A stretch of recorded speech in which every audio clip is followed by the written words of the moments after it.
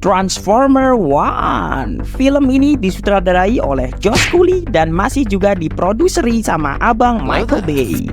Tapi tenang guys, film ini gak bakal ada Megan Fox pakai tank top lagi nyuci motor, anjing kawin, dan robot skrotum raksasa. Oke lanjut. Film ini bercerita tentang masa Transformer pada saat Optimus Prime dan Megatron masih bersahabat. Lalu kita lihat, apakah kisah rival legendaris ini akan sebagus Naruto Sasuke atau Upin dan Ipin? Mari kita simak reviewnya di Movie.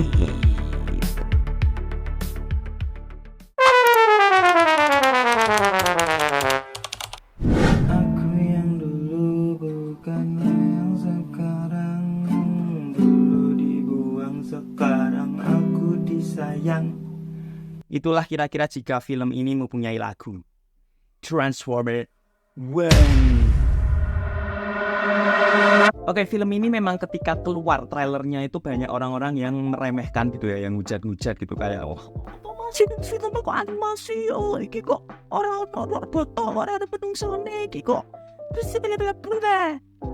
Saiki neng dhewe kabeh sing cangkeman, Sebenarnya sama kayak aku sih, aku juga termasuk orang yang pertama kali ngeliat trailernya tuh ngeremehin film ini gitu. Tapi bedanya aku nggak keluar-keluar kayak orang-orang di luar sana. Kayak aku cuma ngeliat, oke, kayaknya ini bakal jadi jelek deh. Terus aku cuma simpan aja di dalam hati, terus sambil bilang ya hopefully it will be good. Apalagi ketika aku ngeliat style animasinya untuk pertama kali, Pak. Itu langsung bikin aku punya ketidakyakinan buat film ini apakah emang bagus atau enggak. Langsung aja kita bahas lebih detail di segi animasinya. Oke. Jadi animasi di film ini tuh aku ngerasa bikin kita kaget gitu sebagai penonton. Karena kita sebagai penonton udah terbiasa dilihatkan oleh style-style animasinya Disney sama Pixar gitu yang terlihat realistis dan ya bagus lah intinya. Dan ketika ngeliat animasi di sini bukannya jelek, bukan, tapi jarang aja gitu kita ngelihat style animasi ini. Apalagi production house sekelas Paramount Picture itu kan pasti ya nggak diragukan lagi lah budgetnya. Mungkin lebih besar dari si punyanya Netflix atau streaming OTT lainnya. Karena kebanyakan style animasi punyanya Netflix dan streaming OTT lainnya itu style-style animasinya berbagai macam ragam ya. Dan itu mungkin kita bisa maklum karena budget yang mereka punya. Tapi sudah terbukti sendiri dari animasinya Netflix kayak Arcane, terus Ultraman yang baru-baru ini, dimana style animasinya itu beda tapi tetap menjual karena ceritanya bagus gitu. Jadi kita nggak peduli style animasinya. Dan kayaknya si Paramount Picture ini udah ngelihat hal itu. Apalagi ya animasinya pas aku ngelihat muka-muka robot di film ini tuh mukanya kayak copy paste semua coy. Sampai nih ya waktu aku nonton film ini aku nanya sama temanku gitu kan kayak gue mau sopo ya robot sopo ya gue mau. Temanku bilang kayak ambuh aku ngerti raine podo kabeh tuh bayangin. Tapi pas aku ngelihat film ini di layar lebar gitu, nggak di HP kecil lagi, nggak di trailernya, animasinya keren banget, Pak Rano lawan bikin mata terpukau lah. Iya emang aku awalnya harus sedikit adaptasi dulu ya untuk membiasakan aku ngelihat style animasinya gitu. Tapi nggak butuh waktu lama kok buat menghargai keindahan visual di film ini. Oh ya, ditambah style animasinya yang kayak gini itu malah menurutku mendukung visual dari action scene-nya, Pak. Tambah lebih pop dan berwarna gitu. Kita lanjut bahas di segi actionnya. Akhirnya kita dapat action scenes yang tepat seperti kartun klasiknya dulu. Soalnya aku ngerasa film-filmnya Transformer yang dulu tuh kayak nggak dapat aja feels-nya seperti kartun klasiknya dulu ya, yang more than meets the eye itu. Aku inget banget waktu pertama kali dapat experience kalau anjir ini nih film Transformer yang kita pengenin, yang kayak kartun klasiknya dulu.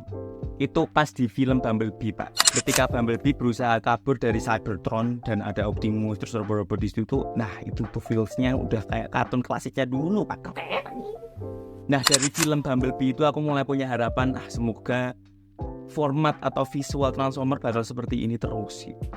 Dan film Transformer One ini adalah menurutku yang paling mendekati di segi kartun klasiknya. Selain dari karena sama-sama animasi ya, tapi tetap tetap stylenya sama vibes-nya itu yang nggak bisa dibohongin gitu.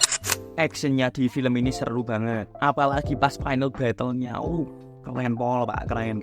Kalau untuk segi action scene-nya seru lah, aku kasih 5 out of 5 stars lah. Tapi di sini ada dua hal yang bikin film ini bakal jadi sempurna kalau nggak ada dua hal ini. Yaitu apa? Kita mulai dulu dari segi casting atau voice acting. Sebenarnya dari jajaran cast ketika kita ngelihat bagus-bagus gitu ya, ada Chris Hemsworth, ada Scarlett Johansson, ada Jon Hamm, dan lain-lain lagi lah. Tapi menurutku cuma satu yang kurang di segi voice acting-nya. Satu aja. Yaitu Chris Hemsworth sebagai Optimus Prime, bro. Shit. Ketika aku ngelihat filmnya untuk pertama kali, aku sama sekali nggak tahu cast-nya tuh siapa aja gitu di film ini. Dan bener ketika aku nonton terus nonton Optimus Prime dan dia bersuara dong di situ. Nah, ketika dia bersuara tuh aku kayak kok familiar ya, siapa ya suara ini. Sedangkan yang lainnya aku nggak familiar. Paling cuma Elijah Wood aja sih, kayak suaranya udah ketahuan kalau ini kayak Scarlett Johansson, tapi masih tetap bagus gitu, masih punya ciri khas. Nah, sedangkan di Optimus ini tuh enggak gitu, beda banget sama suaranya Optimus yang kita kenal dulu. Jadi situ aku langsung tebak ini suaranya Chris Hemsworth. Dan bener kak, di sini Chris Hemsworth itu sama sekali enggak ada suaranya Optimus sama sekali menurutku. Ya emang benar suaranya Chris Hemsworth kayak si Kemal gitu kan, kayak hello baby boy gitu kan.